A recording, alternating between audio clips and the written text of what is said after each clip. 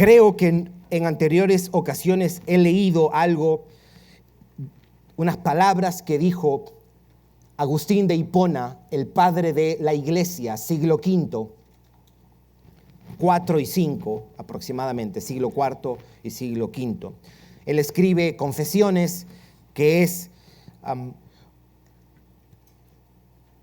no solamente uno de los textos más importantes de la fe cristiana, en realidad es uno de los textos más importantes de la literatura universal. La primera autobiografía que se ha escrito en la historia de la humanidad se llama Confesiones.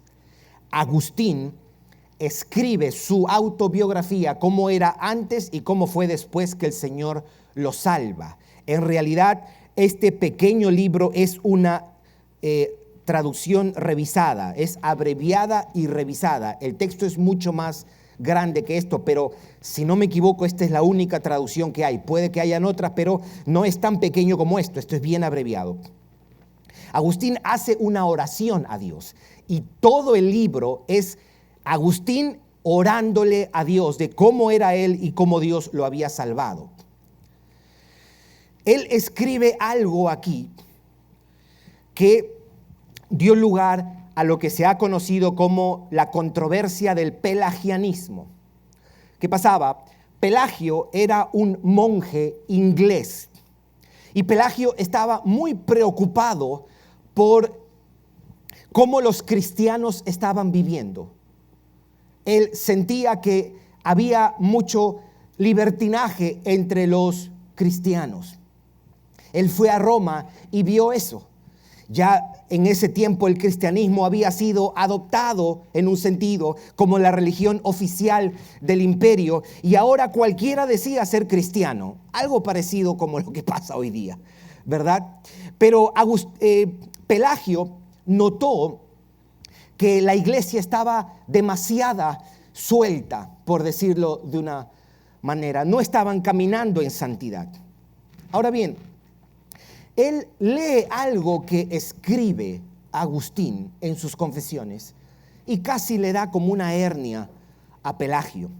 Porque lo que dice Agustín, escuche lo que él dice. Esto es una sola línea. Dame lo que mandas y mándame lo que quieras. Dame lo que mandas y mándame lo que quieras. Lo que Agustín estaba reconociendo en estas palabras era lo siguiente: Señor, a menos que tú no me des, o me des más bien, la gracia para obedecerte, para mí no hay esperanza que yo te obedezca. Si tú no me facultas, si tú no me das el poder para yo obedecerte, yo no puedo obedecerte. Eso es lo que él estaba diciendo. Y eso nosotros creemos que es cierto. Eso refleja una enseñanza bíblica. La enseñanza bíblica de que el hombre está muerto en sus delitos y pecados y que es incapaz de dar obediencia a Dios a menos que la gracia de Dios nos faculte, a menos que la gracia de Dios venga y cambie nuestros corazones para que podamos obedecer. Pues bien, Pelagio escucha esto o lee esto y él dice: Dios nunca nos puede pedir algo si somos incapaces de obedecerle. Él dice, sería injusto. En realidad, todos los seres humanos pueden, si quisieran, darle obediencia a Dios. Todos. Y lo que él entendía de Génesis 3 es que el pecado no afectó al hombre. El pecado de Adán no ha corrompido al ser humano. Él decía, lo único que el pecado ha hecho, Adán lo único que ha hecho a la humanidad es darle un mal ejemplo de lo que es vivir. Y como nos da un mal ejemplo de lo que es vivir, los hombres viven mal y entonces se constituyen en pecadores. Pero eso no ha sido el entendimiento clásico, tradicional, de lo que es el pecado original. El pecado original es la doctrina que enseña que todos los hombres nacemos corrompidos a causa del pecado de Adán. En el 418 se celebra lo que se conoce como un concilio, el concilio de Cartago. Cartago es un lugar hoy día cercano a Tunisia o Túnez, en África. Y en ese concilio se exponen las ideas y la iglesia entiende que lo que está enseñando Pelagio es un error, no es bíblico. Y se declara las enseñanzas de Pelagio o el pelagianismo como una herejía hasta el día de hoy. En un sentido, la Iglesia Católica también rechaza esta enseñanza, aunque más adelante surge la misma idea o la misma verdad enseñada por Pelagio, pero un poco modificada, lo que se ha conocido como el semipelagianismo. En esencia, lo que se trata de demostrar con eso es que el hombre, si quisiera, obedeciera a Dios. Y la verdad es que no es lo que enseña la Biblia. Ahora, alguien pudiera decir, sí, porque el Nuevo Testamento es claro respecto a, como decía Jesús. ¿Se acuerda lo que decía Jesús en Juan? Juan 6:44. Ninguno puede venir a mí, ¿si quién? Si el Padre no lo atrae. Es una verdad bíblica. El problema con esa verdad es que es ofensiva para el hombre moderno, porque le dice al hombre moderno, hey, no solamente no puedes obedecer, tu problema es que ni siquiera puedes regenerarte o transformarte. El hombre que paga para hacer lo que quiera, ¿cuánto es? Yo lo pago. Ese hombre, cuando se le dice, hey, no hay nada que tú puedas hacer para regenerarte, es ofensivo para el hombre moderno. Pero esa es la enseñanza no solo del Nuevo Testamento, esa es la enseñanza del Antiguo Testamento. Y este pasaje nos señala en esa dirección. La imposibilidad humana para regenerarse o transformarse. Todo eso es lo que vamos a estar mirando brevemente. Vamos a mirar este texto. Hay tres cosas que nosotros encontramos en este pasaje y después vamos a lo que yo entiendo es el punto central de esto, lo que quiere comunicar Moisés. Vamos a mirar tres cosas. ¿Qué es lo que nosotros tenemos aquí? Usted recordará, las tablas se han quebrado, Moisés desciende de la montaña y ve que el pueblo no puede obedecer la ley de Dios.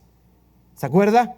Y él se llena de indignación al ver al pueblo entregado a la idolatría y él tira las tablas y rompe las tablas y el Señor le dice otra vez, bueno, sube otros 40 días y otras 40 noches y prepárame unas tablas y yo voy a escribir en esas tablas. Y Moisés le va a repetir de aquí en adelante, y este énfasis va a seguir hasta el capítulo 11. Nosotros lo vamos a mirar cuando lleguemos al capítulo 11 también. Él, ¿qué es lo que hace aquí? Él de manera general repite a los israelitas cuál era su deber para con Dios. Por eso es que dice, ellos deben amar, temer, obedecer y servir al Señor. Pero vamos a encontrar un énfasis muy particular en esto. Eso es lo que nosotros tenemos, versículos 12 y 13. Mire lo que dice. Ahora pues, Israel, ¿qué pide Jehová tu Dios de ti? ¿Por qué él pregunta esto? Él pregunta esto porque se está escribiendo las tablas nuevamente. Sino que temas a Jehová tu Dios, que andes en todos sus caminos, que lo ames y sirvas a Jehová tu Dios con todo tu corazón, con toda tu alma, que guarde los mandamientos de Jehová y sus estatutos que yo te prescribo hoy para que tengas prosperidad. Ahí está. Es el llamado a amar, servir, obedecer y temer a Dios. Eso lo tenemos versículos 12 y 13. Pero en los versículos 14 al 21, lo voy a leer, nosotros tenemos esto. Ese llamado a amar, servir, obedecer y temer está fundamentado, está arraigado y sustentado en dos cosas. En dos cosas está fundamentado eso. El carácter de Dios y la redención de Dios. Note lo que dice el versículo 14. He aquí, de Jehová tu Dios son los cielos y los cielos de los cielos, y la tierra y todas las cosas que hay en ellas. Está hablando de quién es Dios. Y segundo, versículo 15. Solamente de tus padres se agradó Jehová para amarlos, y escogió su descendencia después de ellos a vosotros de entre todos los pueblos, como en este día. En otras palabras, ellos deben amar a Dios por quien es Él y por lo que Él ha hecho. En este caso, los escogió a ellos para redimirlos, para hacerlo su pueblo, su carácter y su obra. Las dos razones por las que ellos deben vivir para Dios es a causa de que, según el versículo 14, Dios es el dueño y Señor de los cielos y de los cielos de los cielos y de la tierra y de todo lo que hay en ellos. Y de acuerdo al versículo 15, porque Él los amó y los escogió para redimirlos. O sea, ahí están las dos cosas. ¿Por qué nos pides amarte, servirte, obedecerte? Porque Dios es el dueño de todo, por quién es Él. Y dos, porque Él fue que los escogió para amarlos y redimirlos. El carácter de Dios y la obra de Dios en la redención se constituyen en el fundamento por el cual el pueblo debe amarle, servirle, ¿verdad? Si alguien algún día te pregunta para tú ser bíblico, ¿por qué es que tú amas a Dios? Bueno, número uno, porque Él es el dueño de todo lo que hay y Él es mi redentor. Amamos a Dios por quien es Él y amamos a Dios por lo que Él ha hecho para redimirnos, dirían los israelitas en este pasaje. Note versículos 17, vuelve y repite. Versículo 17. Porque Jehová vuestro Dios es Dios de dioses y Señor de señores, Dios grande, poderoso y temible, que no hace acepción de personas y toma cohecho. Dice, y note el versículo 21. Él es el objeto de tu alabanza y Él es tu Dios, que ha hecho contigo estas cosas grandes y terribles que tus ojos han visto. ¿De qué está hablando? De la salvación. El día que los sacó con poder de Egipto.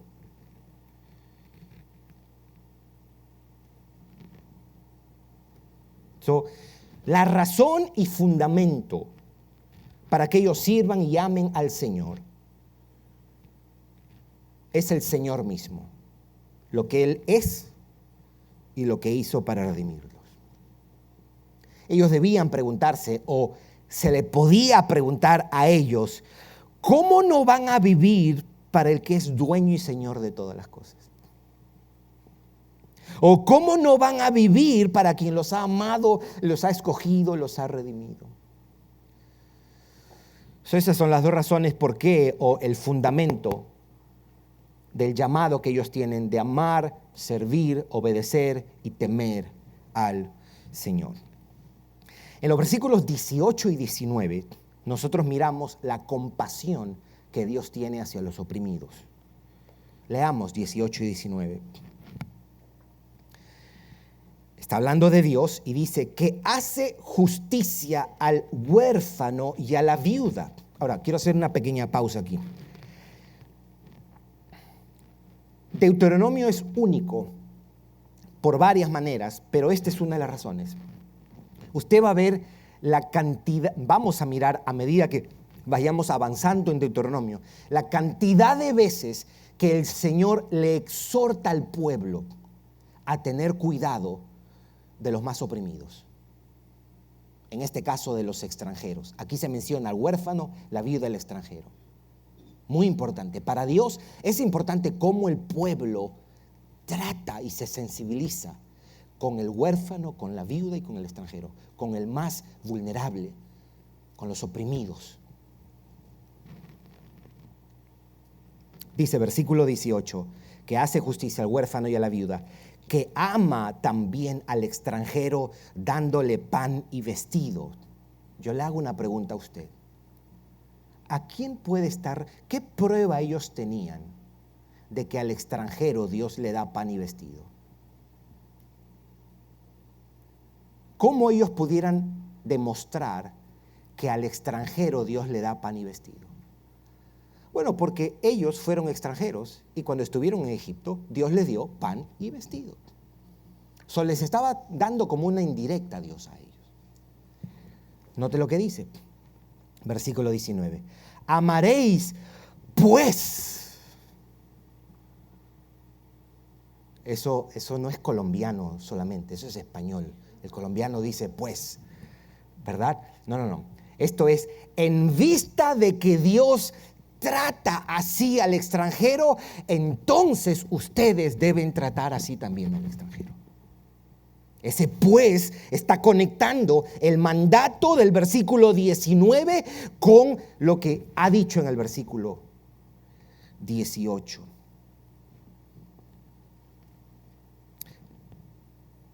Y aquí da otra razón. Porque extranjeros fuisteis en la tierra de Egipto.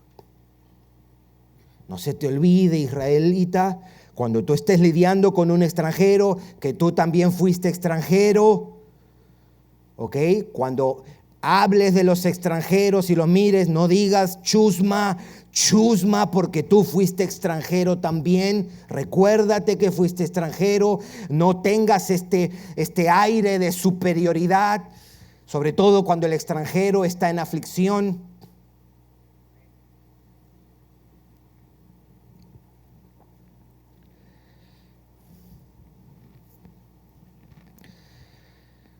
Aquí tenemos, ¿no? El pasaje expresa la sensibilidad y la consideración del Señor. ¿Hacia quién? Hacia los más débiles. Los tres: huérfanos, viudas y extranjeros.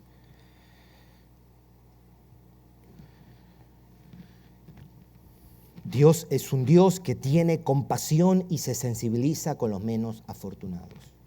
Ahora, en el versículo 19, como hemos leído, se les exhorta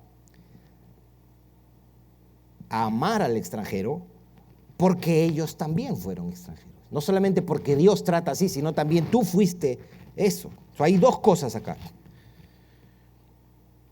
La consideración que Dios tiene hacia los oprimidos requiere que su pueblo tenga la misma actitud.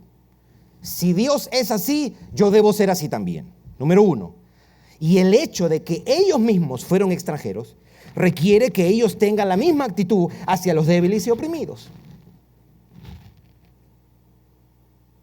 En otras palabras, solo para resumir esto, que Dios sea un Dios compasivo con los oprimidos y que los israelitas fueron extranjeros, ambas cosas ponen una exigencia. Requiere que ellos también traten con compasión al extranjero. Aquí hay un doble fundamento. ¿Por qué el pueblo de Dios debe sensibilizarse con el extranjero? Porque el Dios a quien sirve es compasivo con el extranjero y porque ellos mismos eran extranjeros.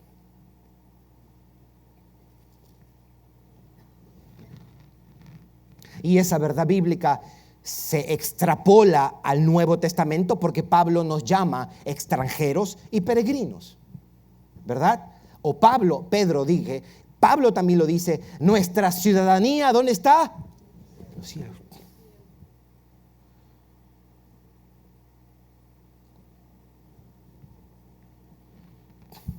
Usted no es peruano, si usted es peruano.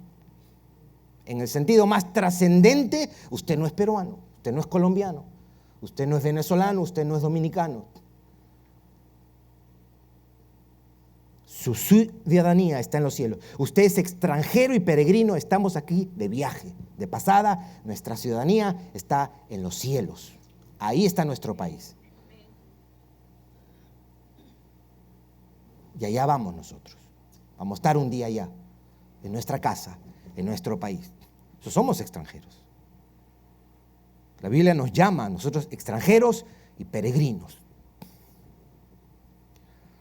Y un extranjero, por lo general, no compra casa en un país que no es de él, sino va acumulando casa donde vaya. ¿Verdad? Vivimos para eso. No estoy diciendo que es un pecado comprar casa aquí. Estoy diciendo, ¿para qué ciudadanía estás viviendo? ¿Para aquí, the United States of America? ¿Este es tu país? Ahora, no tenemos que tener una actitud hostil hacia, no, yo odio a los americanos. ¿Qué hace usted aquí? ¿Verdad? ¿Usted ha visto a personas así? Todos se quejan siempre de su país, pero están ahí, no se van. No se queje. Dele gracias a Dios que usted está en un país y ahí es donde está viviendo, ahí está su familia, ahí está su iglesia, ahí Dios lo tiene. Si Dios quisiese que usted esté en Yugoslavia, usted estaría en Yugoslavia. Usted está aquí. Aquí estamos. Y damos gracias a Dios porque en un sentido esta nación ha sido una nación bendecida. Aquí tenemos cosas que no hay en otras partes. Aquí tenemos cosas que no hay en otras partes. Y eso es ciertísimo. Pero nuestra ciudadanía está en los cielos. Me estoy acordando, hay unas cuantas hermanas aquí que en estos días van a hacer su examen de ciudadanía.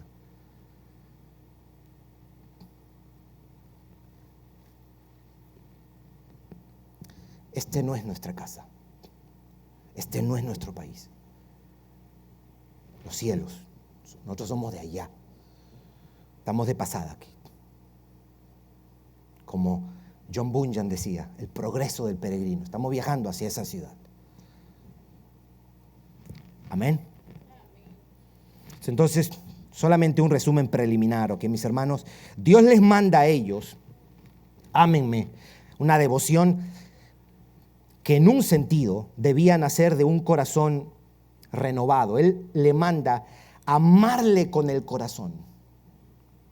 Eso es lo que dice el versículo 12.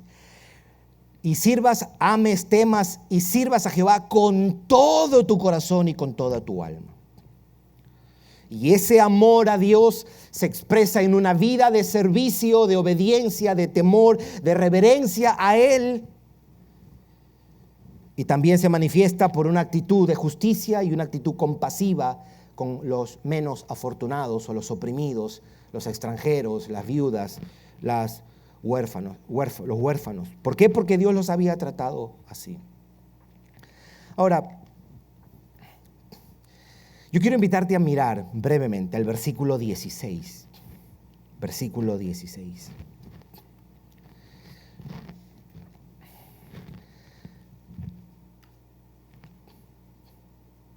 ¿Lo encontró?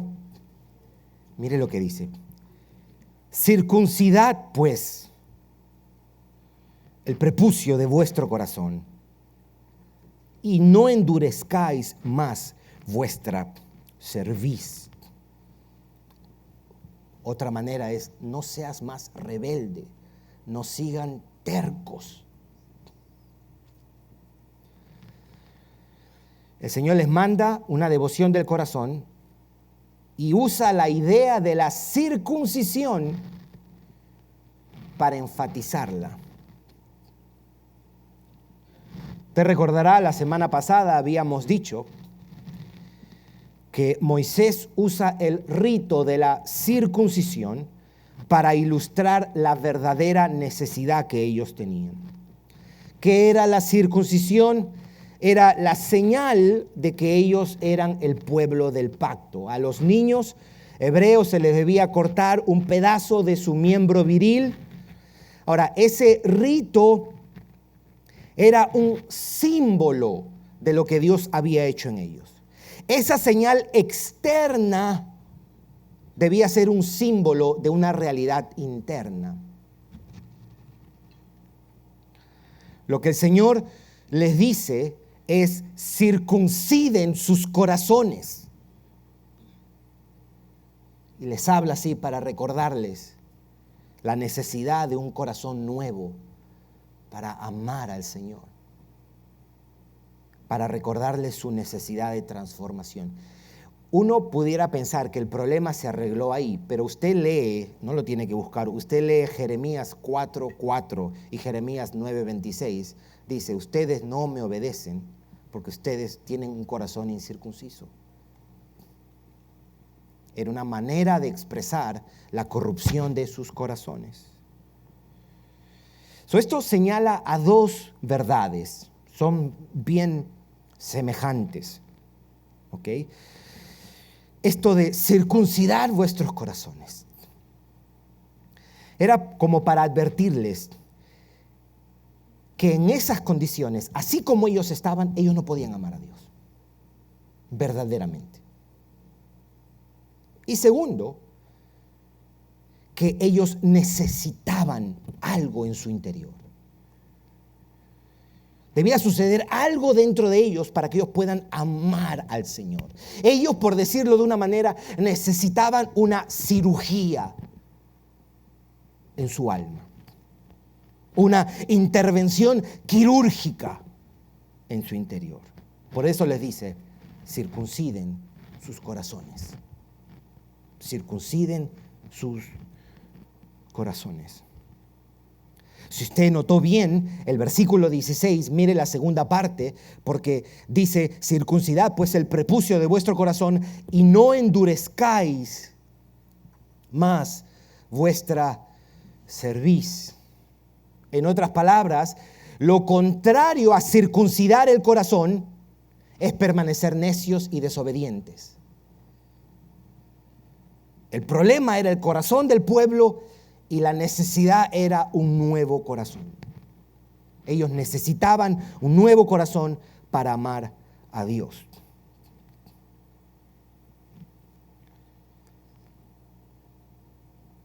Pero ¿cómo podían obedecer eso a ellos? ¿Qué hago? Me voy a mi carpa, me encierro en la carpa, ¿qué hago? Si necesito circuncidar el corazón, si necesito un nuevo corazón, ¿qué hago? Hay dos textos que quiero invitarlos a mirar en el libro de Deuteronomio que va a señalar esto. Vamos a llegar eventualmente a esos pasajes, pero yo creo que es importante interpretar Deuteronomio con Deuteronomio. Primeramente, note Deuteronomio capítulo 29 y después vamos a mirar Deuteronomio 30.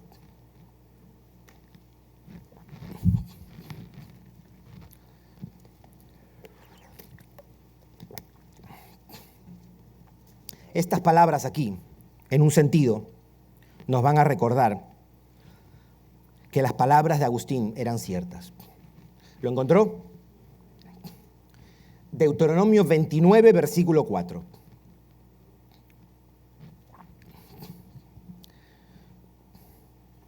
¿Ya? Dice, pero hasta hoy, o sea, hasta ese momento, Jehová no os ha dado corazón, ¿para qué? Ni ojos para ver, ni oídos para oír.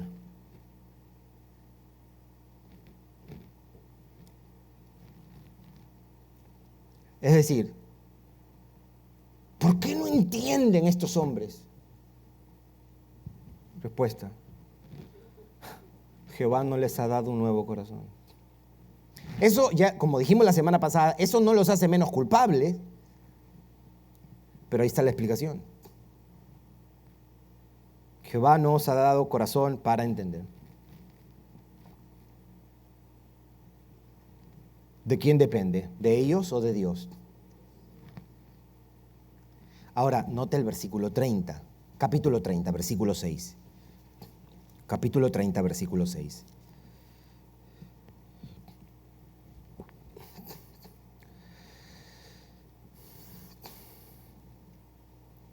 ¿Lo encontró? Y circuncidará, ¿quién? Tu Dios, tu corazón. En el capítulo 10, el Señor le dice, hey, circunciden sus corazones. Y aquí, en el 29, me está diciendo, Dios no me ha dado corazón, y está diciendo que es Dios quien circuncida. Y note lo que dice aquí.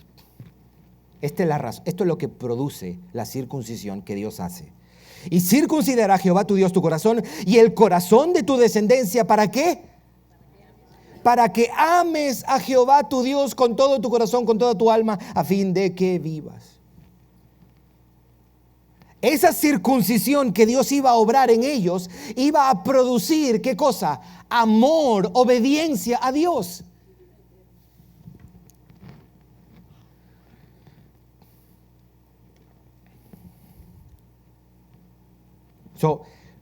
Deuteronomio 29 y Deuteronomio 30 nos traen luz a Deuteronomio 10, 16. Para que ellos puedan entender, ver y oír a Dios, ellos necesitaban un nuevo corazón. Pero Dios no se los había dado. Esa clase de corazón solo Dios lo puede dar. Para que ellos amen, ellos debían circuncidar sus corazones. Pero quien puede lograr eso es Dios. Y si Él no lo hace, ellos no pueden amar a Dios como Dios merece.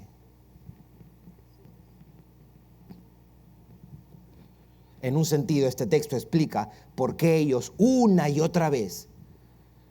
Uno lee los primeros 5 libros de la Biblia y lee el Antiguo Testamento y uno dice, pero qué cabezones esta gente. Ahí está la explicación. Pero también este texto, ya en Deuteronomio 10, tenemos una confirmación de las palabras de Agustín. A menos que el Señor no obre en su interior, ellos seguirían siendo los mismos y no podrían amarlo como Él manda.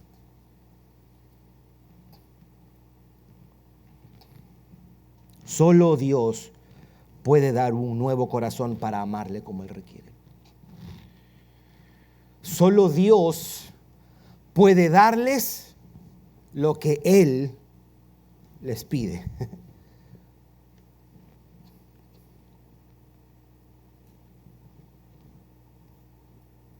Dame lo que pides y pide lo que quieras. Dame lo que pides y pide lo que quieras. El mismo Agustín sugería que si Dios te exige hacer algo es para que tú sepas qué debes pedirle.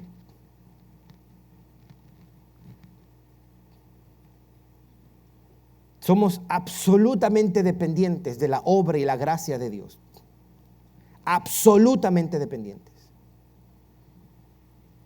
Extraordinariamente dependientes. Para tu conversión, para tu santificación, para tu perseverancia, para tu progreso en la fe, ha sido la gracia de Dios que ha obrado en nuestro interior.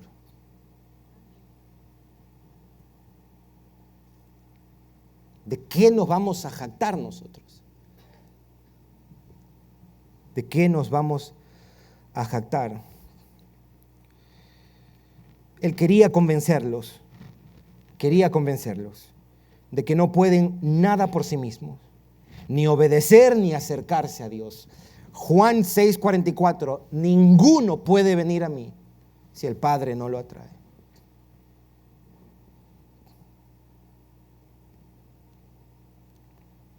¿Cuál ha sido la diferencia entre tú y tu familiar que escucharon y de pronto tú comenzaste a tener un interés en las cosas de Dios, pero tu hermana, tu hermano, tu papá, tu mamá, tu esposo, tu esposa, tu hijo, tu hija, nada, porque están muertos y la única esperanza que ellos tienen es que Dios obre aquí en su interior? Esa es la explicación. Porque si yo lo explico de otra manera, yo le estoy robando gloria a Dios. Porque si yo digo, no, es que lo que pasa, te voy a explicar, allá por el año 99, cuando yo comencé a escuchar de la predicación del Evangelio a través de estas personas, la doctora Miriam Lamus, donde yo trabajaba, el doctor Eddie, por quien yo trabajaba, Oscar Delgado, el tío político de nosotros, y yo agarré esa información y me puse a pensar y dije, oye, me parece chévere esto, qué interesante que yo pueda ser salvo, pueda ser hijo de Dios, yo pueda ser salvado, mis pecados perdonados, puedo ir al cielo. Excelente, este es el mejor plan, yo me decido por ese plan. Y sería un mentiroso porque eso no fue así. Yo estaba muerto. Un muerto no sabe razonar. ¿O sí? Un muerto no puede, ¿será que me conviene mejor el cielo o el infierno? Pero Dios tuvo misericordia de nosotros. Estos pasajes, mis hermanos, confirman la imposibilidad humana para cambiar el corazón. Estos pasajes confirman la imposibilidad, la incapacidad humana para transformarse. Yo le oraba al Señor, Señor, que esto resuene en el corazón de aquel que no está en ti, Señor. Estos versos son un testimonio de que la única esperanza para el pueblo de Dios es Dios mismo que cambia los corazones. La única esperanza para el hombre es Dios quien cambia los corazones. No hay otra salida. El corazón, lo que Moisés está repitiéndole aquí en este pasaje, usted va a ver que constantemente en el capítulo 11, 3 veces le dice, ama a Dios, ama a Dios, ama a Dios. Lo que él está diciendo es, el corazón de esta ley no es obediencia mecánica. El corazón de esta ley es amar a Dios, tener devoción por Dios, pero una devoción del corazón. El corazón de la ley es una devoción del corazón. Dios no se va a conformar con menos. Note el capítulo 11 de Deuteronomio, versículo 1. Lo vamos a mirar en los próximos días. Note el capítulo 11, versículo 1. ¿Lo encontró? Dice, amarás pues a Jehová tu Dios y guardarás sus ordenanzas, sus estatutos, sus decretos, sus mandamientos todos los días. Amarás, mire el énfasis. El énfasis aquí es amor a Dios. Por eso cuando a Jesús le preguntan ¿qué es lo más importante? Note que él dice amar a Dios sobre todas las cosas. Amar a Dios y amar al prójimo. Amar a Dios. Él está usando el énfasis de Deuteronomio. Por eso es que le colocamos un título a esta serie de sermones, Devoción del Corazón. Porque ese es el énfasis de este libro. Ese es el énfasis que Dios le quiere hacer a su pueblo cuando repite la ley antes de que ellos entren a la tierra. La obediencia que yo requiero no es mecánica. Es un amor que surge de un corazón que está renovado. Note el versículo 13. Si obedecieres cuidadosamente a mis mandamientos que yo prescribo hoy, ¿qué dice ahí? Versículo 13. Amando a Jehová vuestro Dios. Y si usted lee el versículo 22 del mismo capítulo, porque si guardareis cuidadosamente todos estos mandamientos que yo prescribo para que los cumpláis, y si amareis a Jehová vuestro Dios.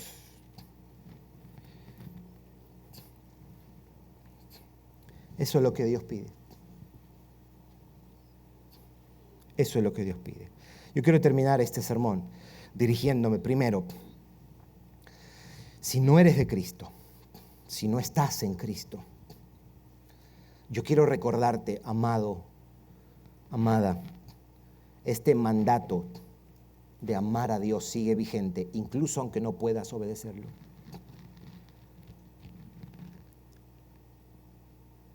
Tienes el deber de amar a Dios. No hacerlo sería una traición y se constituye en idolatría.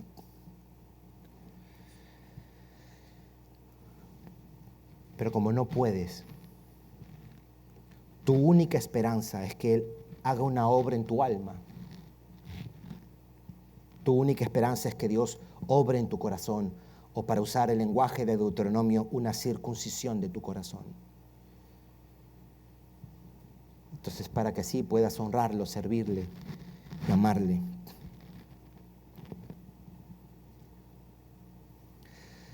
Por eso lo que tú debes hacer es venir ante Dios en fe y arrepentimiento. Humíllate. Pídele perdón. Ponte a cuentas con Dios. Confía en Cristo. Pídele. La oración más importante que tú le haces a Dios si estás fuera de Cristo es: cambia este corazón. Dame un nuevo corazón. Y no te detengas hasta que tú estés seguro o segura de que Dios lo ha hecho.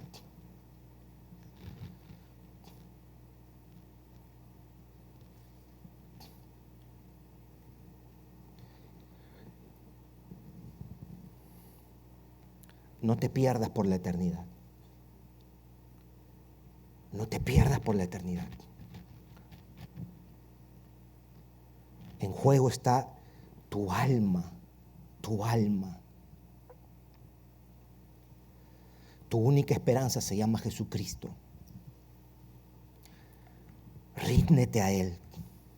Ríndete a Él. Ruégale que obre en tu interior, que te dé un nuevo corazón, que te salve. Y no dejes de pedirlo hasta que Él te lo haya dado.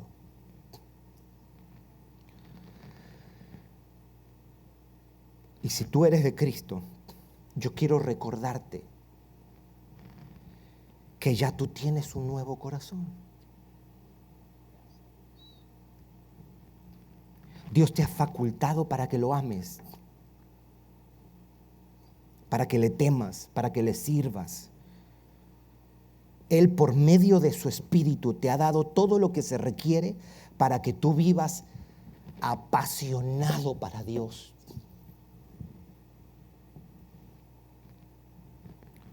¿Qué esperas? No toleres tibieza. No toleres indiferencia, porque eso no está en armonía con lo que tú eres. No se corresponde con lo que tú eres. En estos días seguramente muchos de nosotros vamos a prender la tele y vamos a mirar los partidos de fútbol. Mira la pasión que tienen las personas por el fútbol, por el deporte, apasionados por algo que perece. Y usted y yo, que tenemos un nuevo corazón, como decía Pablo, y ciertamente aún estimo todas las cosas como pérdida en vista del incomparable valor de haber conocido a Cristo Jesús, mi Señor, por amor del cual lo he perdido todo y lo tengo por basura para ganar a Cristo. Lo que nos ha pasado a nosotros es extraordinario. Usted tiene un nuevo corazón si usted está en Cristo y usted ha visto la gloria de Dios. ¿Cómo vamos a vivir por debajo de eso? No cabería decir: oye, fulanito es apasionada, fulanito es apasionado. No, porque todo su pueblo debería estar así. Porque tenemos un nuevo corazón. Él nos ha facultado, ya tú estás en Cristo, tienes a Cristo, eres de Cristo. Entonces que nuestra vida sea una expresión visible de esa gloriosa verdad de que Dios ha cambiado nuestros corazones. ¿Cómo no vivir apasionadamente? ¿Cómo no vivir para que es el dueño y Señor del cielo, de los cielos, de la tierra y todo lo que hay? ¿Cómo no vivir a quien nos ha escogido desde antes de la fundación del mundo, a quien nos ha amado, a quien ha obrado el milagro del nuevo nacimiento en nosotros? Eso es lo que nos pasó, dice el libro de Juan. Hemos nacido de nuevo. Ahora vemos, ahora sentimos, ahora nos gusta la Biblia. Las cosas de Dios son importantes. La gloria de Dios es nuestra meta. ¿Por qué? Porque hemos conocido esa gloria. Nosotros debemos estar expresando día a día lo que ha pasado en nuestro interior. ¿Cómo no comprometernos con Dios? ¿Cómo no darlo todo por Él? Si Él en su gracia, mis hermanos, en su gracia, Él hizo distinción y Él nos dio vida, probablemente en medio de un grupo que no ha recibido vida. ¿No es verdad? La diferencia la ha hecho Él. Este corazón es para Él. Este corazón redimido, renovado, no es para el fútbol. No es para las casas, para las riquezas. no es para el pecado, no es para mis sueños. Este corazón es para amarlo a Él, para experimentarlo, para disfrutarlo, para que nos sacuda, nos sobrecoja, seamos sobrecogidos, abrumados por la realidad de lo que es Cristo. Vamos a orar.